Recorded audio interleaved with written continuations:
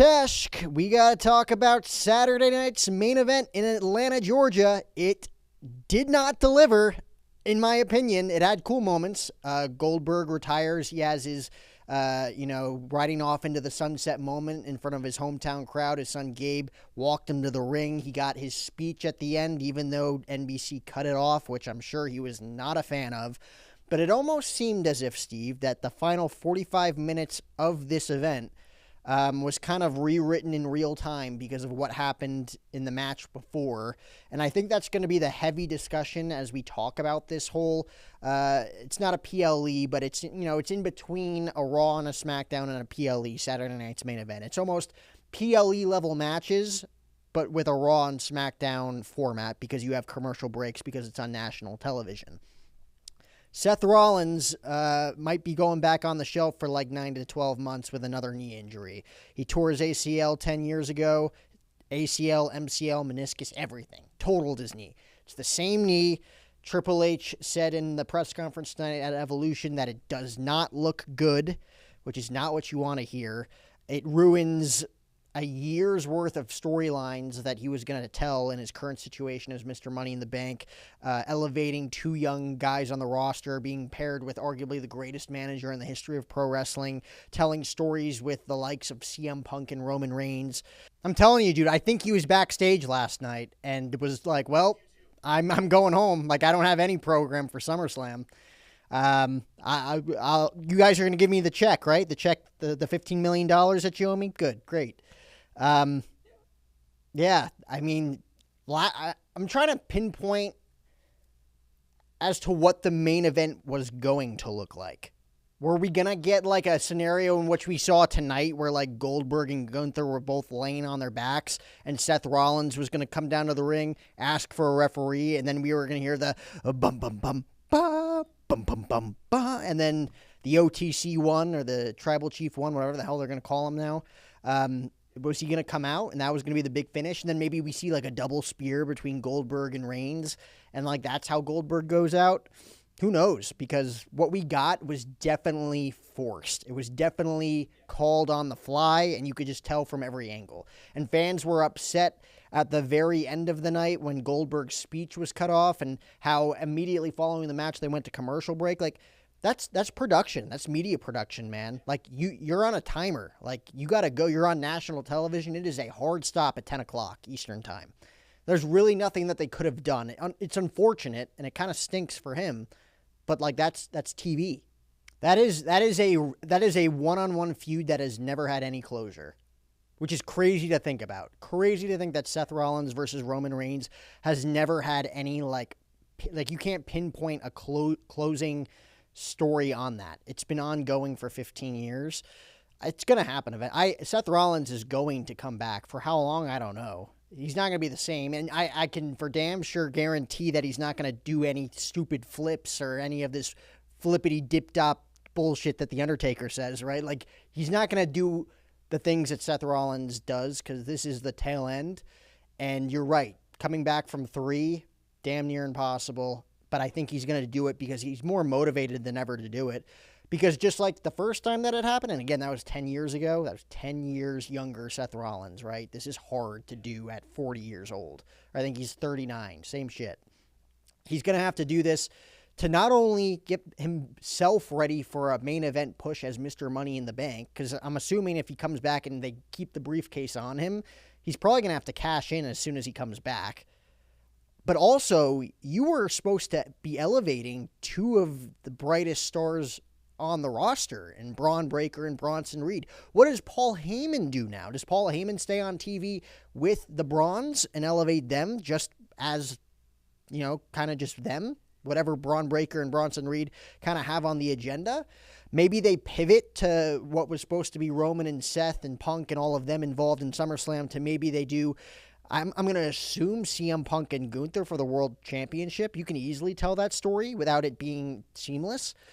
Do you do Roman versus Braun Breaker at SummerSlam? You could do that. Braun took out Roman just as much as Seth did. Yeah, people would take it. I would take that. I mean, maybe you just have to absolutely rush Braun Breaker's push now. And have him be the guy. And by the time Seth Rollins comes back, you go into the Rollins-Breaker feud. Yeah. I mean, there's always a silver lining in some, like, what did Bob Ross call them? Happy accidents, you know? There's no mistakes in my paintings. There's happy accidents. This is a happy accident, right? It's like you can always pivot. It's not what you wanted, and it screws up a lot of the next 12 months of storytelling if you're Paul Levesque. 100%. But there's a silver lining in this. There's other things that they could do. For sure. And it stinks that it's panning out because, like I said, Seth was supposed to elevate Braun Breaker and Bronson Reed. Don't forget about everybody else that he was feuding with. He was supposed to elevate LA Knight.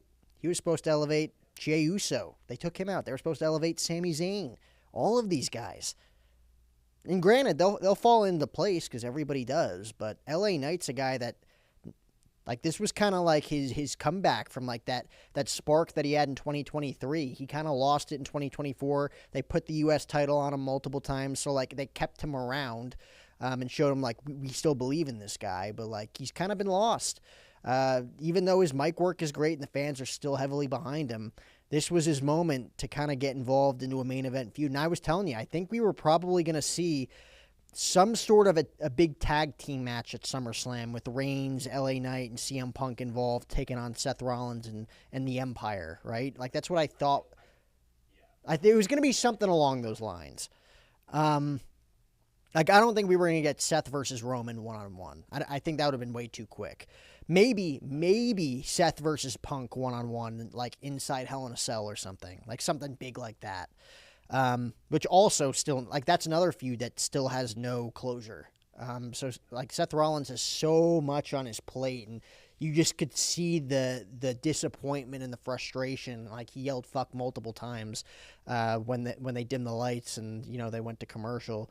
But LA Knight is a guy, like, I don't think LA Knight's facing Gunther for the world title at SummerSlam. I just don't think that's the direction you go. And if you're having CM Punk wrestle in a match on Raw, unless Braun Breaker takes out CM Punk, and then maybe we see the Bronze versus Roman and Punk at SummerSlam. You could also do that tag team match.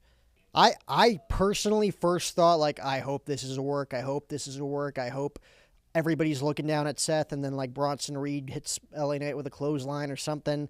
And then when he hit him with, what's his finisher? The BFT? When he hit him with that, I'm like, oh my God, he's going to pin him 1, 2, 3, and that's going to be it. Like, that's not a work. Like, there's no way that's a work. I think you almost have to rush what we had talked about previously. Granted, it might happen. And honestly, Cody's been teasing it on X. He's been teasing it in interviews with Kay Adams. If we get a double turn at SummerSlam, or maybe even a little bit more down the line, Cody Rhodes eventually turns heel, you rush the heel Cody versus face Roman as your WrestleMania 42 main event. And if Seth Rollins is healthy enough, he surprises everybody with a cash-in. I think that's the only other option, unless someone's elevated enough to the point where Roman Reigns can tell a good story with them, like a Braun Breaker heading into WrestleMania season, because John Cena is going to be gone. Seth Rollins isn't going to be there to tell a story.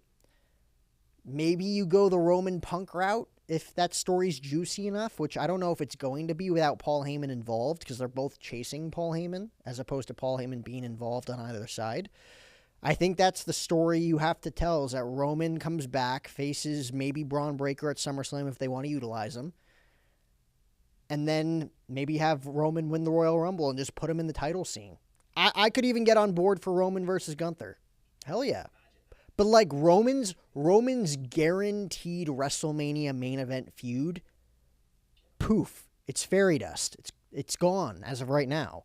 So you really have to, and Roman has creative control, man. He's going to have to pivot. This is where you ask Dwayne, we need to finish this story. We need to do Rock versus Roman, which, again, I talked about Bob Ross and his happy accident, Steve. That would be a massive happy accident. We were never going to get, and we still might not ever get, Rock versus Roman and the payoff to that whole bloodline saga. But the fact that Seth Rollins was Roman Reigns' only legitimate main event WrestleMania feud heading into 2026, and Seth Rollins might be gone for it, This is where Dwayne and Paul and Lee Fitting and Nick Khan have to get together and be like, Dwayne, we might actually need you for this.